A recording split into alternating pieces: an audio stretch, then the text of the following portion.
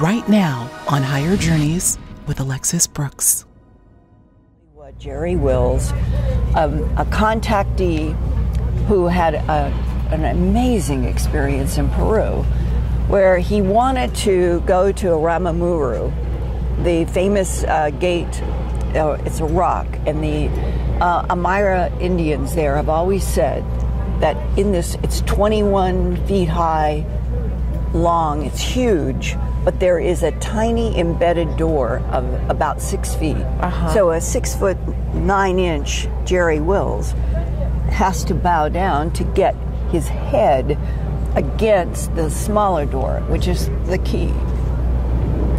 The Amira Indians, including a shaman, worked with Jerry Wills because he wanted to try whatever was historic about this wall.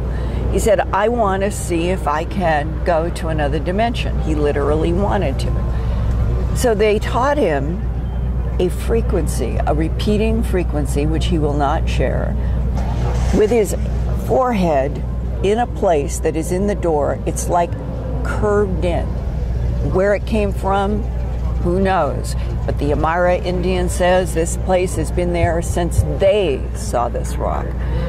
So he's on his knees with his forehead, and he is trying to get a frequency, which the shaman says the key to going through and back out of this rock door is being able to repeat a certain frequency. And Jerry Wills tries this at night, 11 o'clock, with his new bride, and she is witness. This is very, very important. She is witness to what happened.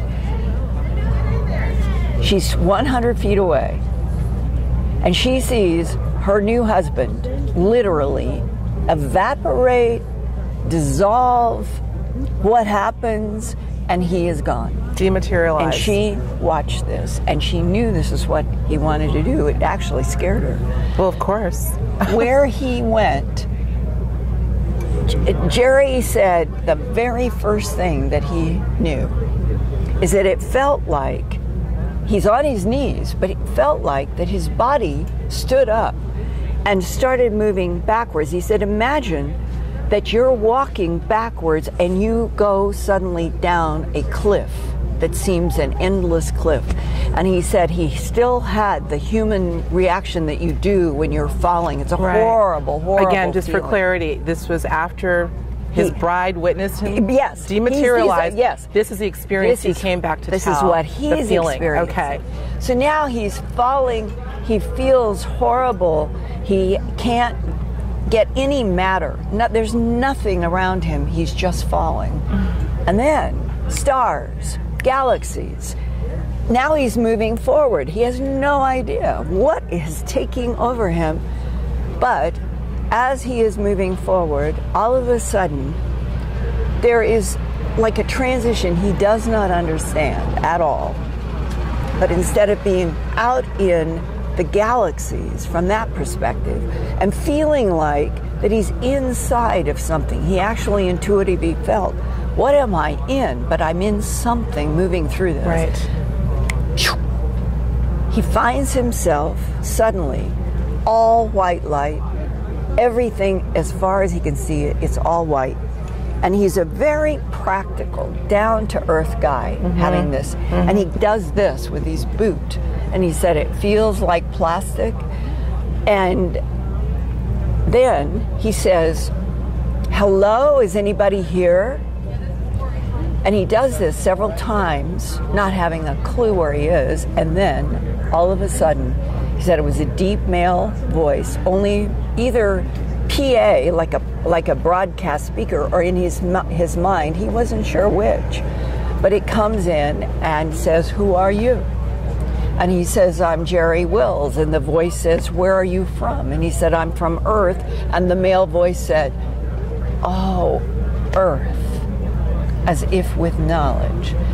What unfolded was a dialogue that is fascinating about the fact that the voice says, you're in the universe that we created. Oh my goodness. And then takes Jerry into seeing a laboratory, a mass of blackness, has twinkly like points of light, has sort of fuchsia colored rods. And Jerry doesn't understand what he's looking at all. And then this deep voice said, "We're in a different dimension than yours. This is a laboratory. We wanted to study how could life evolve. Where did a universe come from?" That's what they wanted to know, which is what we on Earth today are trying to do in the Large Hadron Collider in Geneva. Absolutely. Yeah. And then says, you're looking at a point in the evolution of a universe that we created. And a spark of light came one day in this, and it didn't stop growing. And we became extremely concerned that we were now involved with producing something in a laboratory that was going to destroy us and take over our referring dimension. to Earth. Or referring to this dimension. This light is your universe, and that they put this technology around their lab experiment to stop it from overtaking their lab and their world, and that Jerry says, "This is where you are from." And then they have a discussion about the dimensions of universes, and this is what this deep voice says. In our experimentation, we learned that we are inside of another universe, and that your universe now is next to ours, and so universes are nestled together. And Jerry got the firm idea that if you just swept your hand at any point on this planet, that you literally, not knowing it, there are other dimensions, but this is the final key, just like the frequencies of the rock door. The voice and Jerry were trying to come up with the metaphor. If you have a piano and you play middle C, E, and G, each one is its own frequency. Absolutely. And you can hold the three as long as you are interacting and keeping those frequencies activated. You will have a chord. Writ large, that we are in a cosmos, perhaps an infinite number of notes. Think of each universe as a note frequency. Good at Harvard thinks this. He hypothesized infinite universes 15, 20 years ago. But how would it work? Right. For the first time, talking with Jerry Wills about this unbelievable experience in Peru, it's just finally occurring to me. The symphony of the spheres. It's Music an of the old spheres. Greek concept. Pythagoras, right. You could have a billion, trillion notes, frequencies below and above, and that we could be in what we'll call a note in this universe that has X, Y, Z, W is time, and then maybe 7 more of the curled up dimensions. And the universe next to us might have completely different combinations, but it would be another note. Right. And this was the final. Okay. Jerry began to panic and said, "How do I get back? I have a new bride. I need to get back." And the voice said, I'll help you get back. And Jerry said, "Well, how long have I been here?" And the voice said, "Our time is completely different than your time." And Jerry got suddenly the impression that if it were seconds or minutes or a billion years or whatever it was on Earth, that in this laboratory, in this dimension where they were experimenting with universes, maybe seconds In our time had that we could measure. passed. Yeah. Or there, it might be a billion years here and seconds. And that he got the impression that whatever was happening in that dimension, that the time differential between that universe and this one was so great that the laboratory experiment that he was being shown might have happened last year in that universe. Right. And it could have been, what, 13.8 billion years in our time, because that's the age we have of the universe. If this is beginning to give an insight into the truth, then the interview with Tom Campbell, physicist, who says, which I want to talk about, yes. This universe is an entropy reduction trainer for souls, goes to the heart of all questions that begin to evolve in my mind, your mind, and any audience.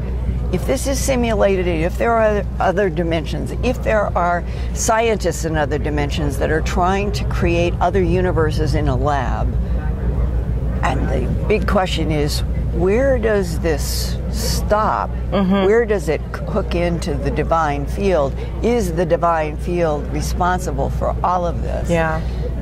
Tom Campbell will say yes, that there is another field, and then there are all these matter worlds, and that the whole bottom line for everything is the recycling of souls. Recycling of souls. And that the divine field starts out wanting everything that it puts out into no matter how many matter universes, wants the life entity, the soul entity, over, and we could say trillions of years, which is completely indifferent to the divine field.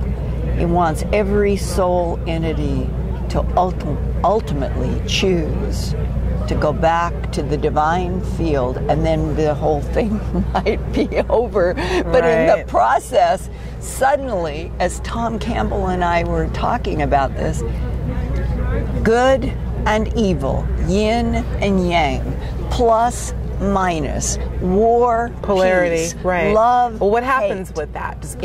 Are all bets off there? I mean, well, this is what Campbell's perspective, and probably the philosophers of the ages would agree. If this is a trainer for souls, this universe, you can't learn, you can't evolve if you don't have tension and choice and free will on issues that would boil down to the metaphor of the yin and the yang.